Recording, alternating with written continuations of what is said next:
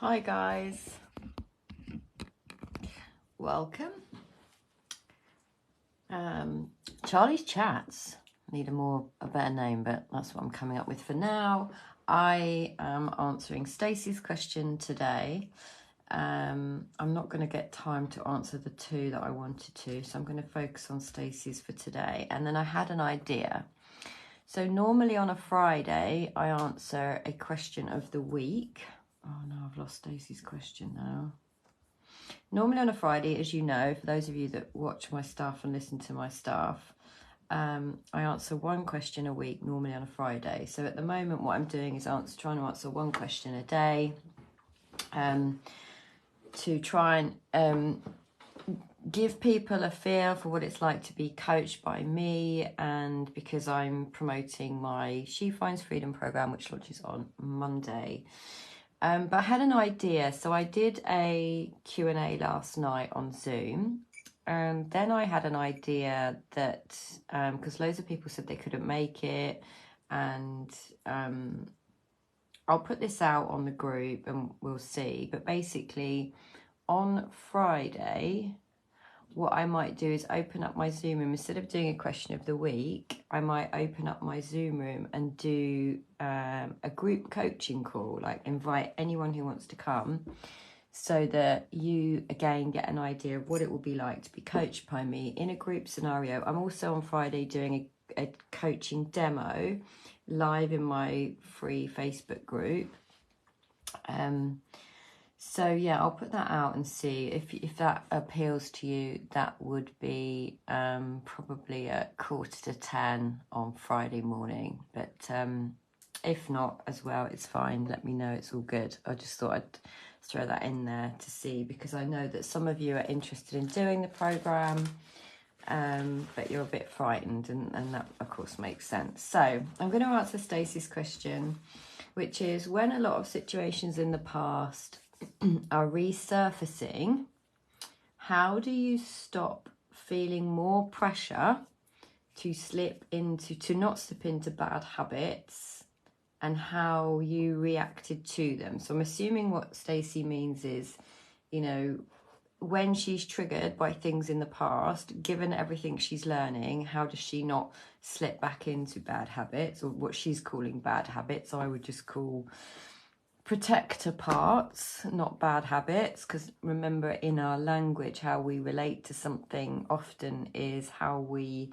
experience them. So Stacy also says, you have come so far, and I'm assuming she means because she has come so far, she doesn't want to lose herself again. So thank you for the question, Stacy, and it's a very interesting one. And as I kind of just alluded to then, how you relate to anything in your life, the language that you use, how you relate to yourself, how you relate to your learning, your healing, ultimately yourself, is going to be hugely important.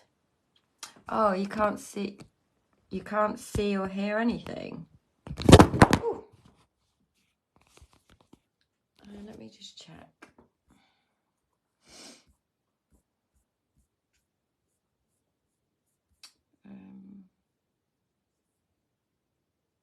Oh, you can, Kaylee, can you? You can see and hear me. Oh, you can, Jane. Okay. All right, that's okay. Let me put you back. Oh, God. I'm having a bit of a drama here with my phone now. Because I'm not using my computer. Right, there we go. Hopefully that will work. If not, I'll have to hold you. Stay there.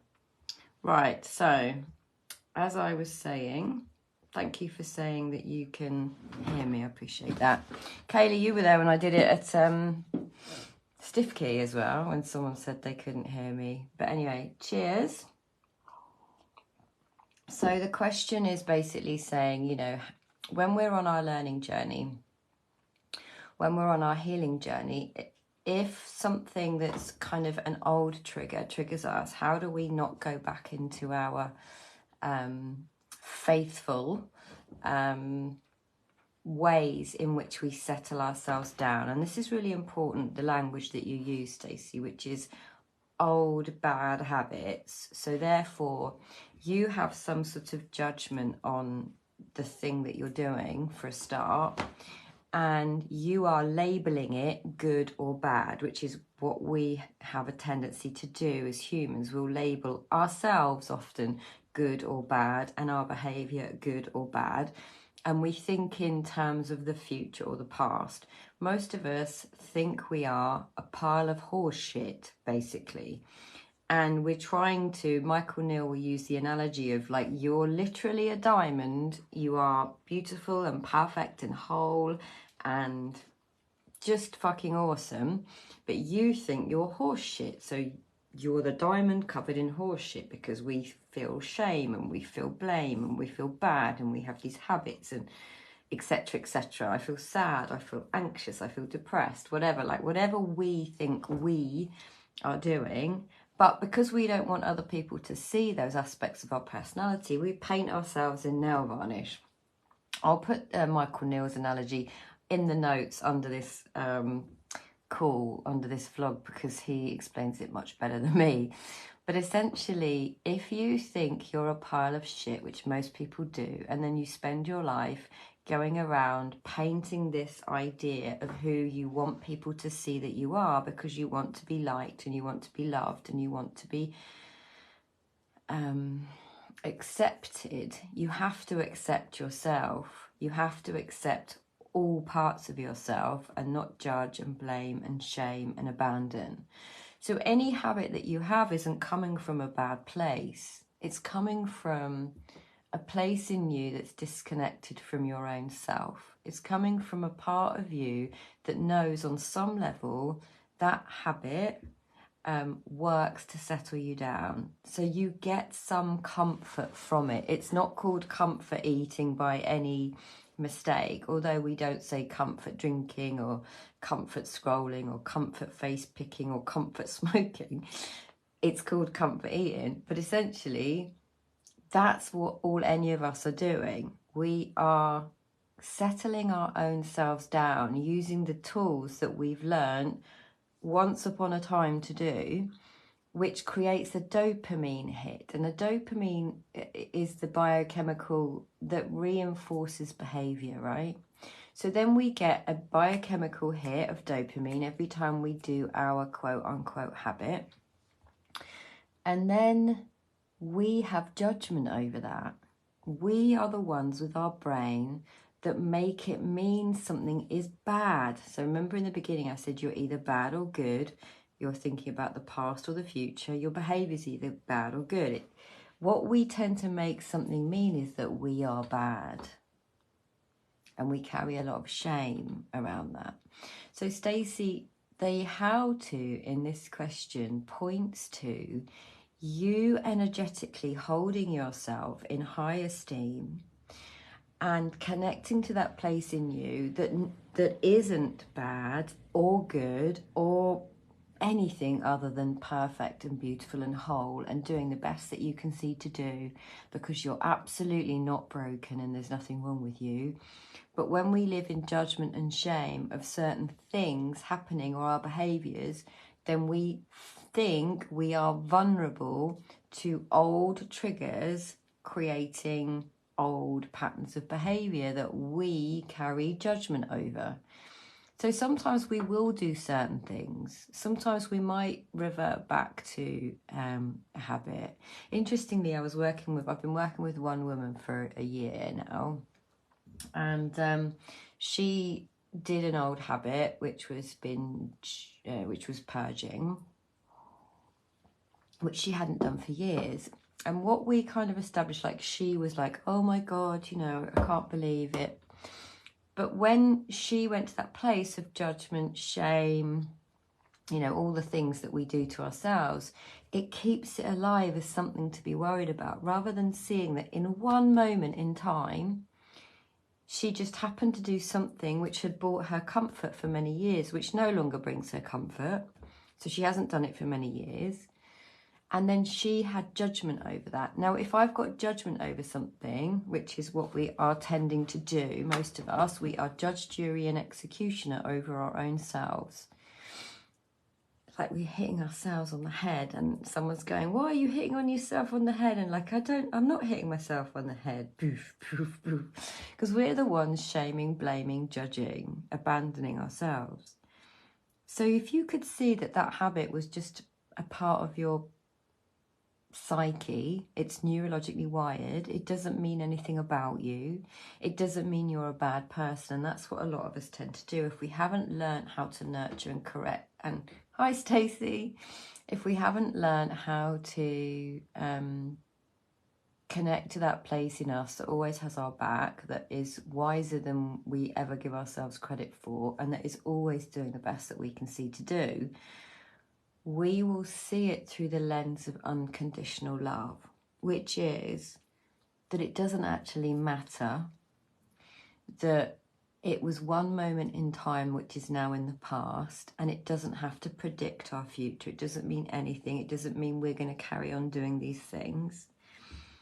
It's about self-acceptance, self-worth, and continuing to reparent yourself from a place of loving compassion. And most of us don't know what unconditional love is because we've never experienced it. So, and that's because most of us have been brought up by parents who were also emotionally in their child. Again, this is psychological innocence. So Stacy, you're not vulnerable to outside triggers for a start. And again, I want you guys to know that are watching this, I dive really deep into this on my 8-week She Finds Freedom program. We look at this stuff, and I can go so far in these little questions. So you might all have missed what I said at the beginning, which was I had an idea. On Friday morning, 9:45 for an hour, I open up my Zoom room and do group coaching for you all. Then you'll get an idea and a feel for like what it would be like to be in group coaching with me on the program or in my circle group. We've got circle group coaching this Friday at 1 o'clock. I don't know if you can make that, Kaylee and Stacy. But yeah, that's an idea that I had. If you're up for having a free group coaching call with me, which is very unusual, I haven't done it before in my free group, let me know and I'll set that up. Otherwise I'll do a normal question of the week on Friday. But that's it, that's it for now, I think, Stacy. Or any of you listening who often, you know, most people I know are living in shame and blame and judgment, guilt, and they're making it mean, you know, I am bad. And you're not. You're very beautiful and you're very creative and you are always perfect and always whole. And there's nothing wrong with you. There's nothing at all wrong with you. And every human being is the same. And that's what I teach, this universal aspect of all humans. So I've just seen your message, Kaylee. Ah, that's a shame. Yes, I know. We talked about it before in the circle, didn't we?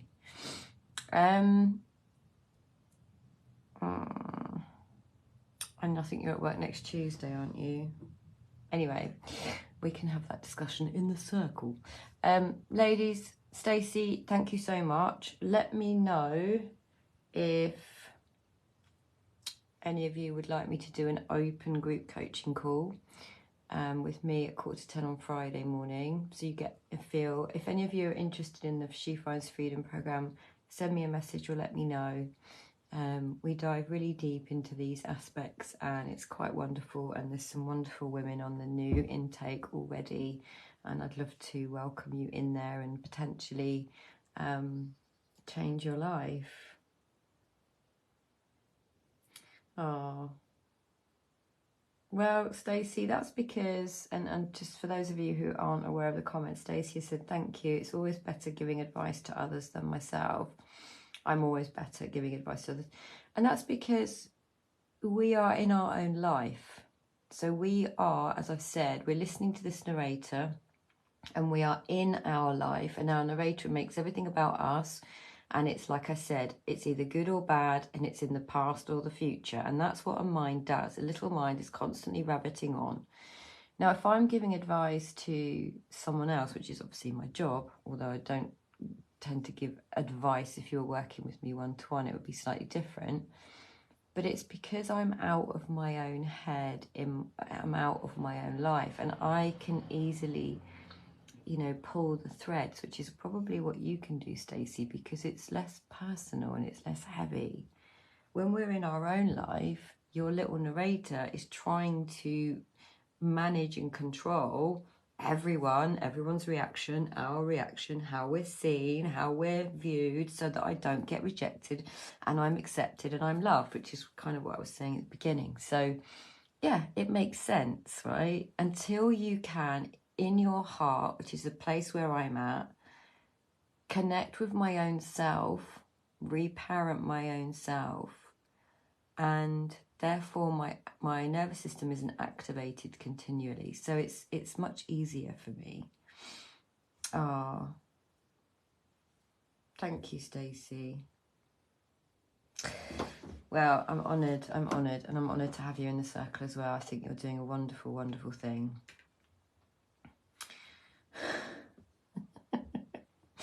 All right, guys, I'm going to have to go because I'm really, really busy today, and hopefully I'll be able to get in tomorrow. But let me know if any of you want to do Friday at 10:15. I'm opening that up. If I don't hear anything from anyone, I will just keep it as the question of the week. But we'll see who listens to this. Ciao.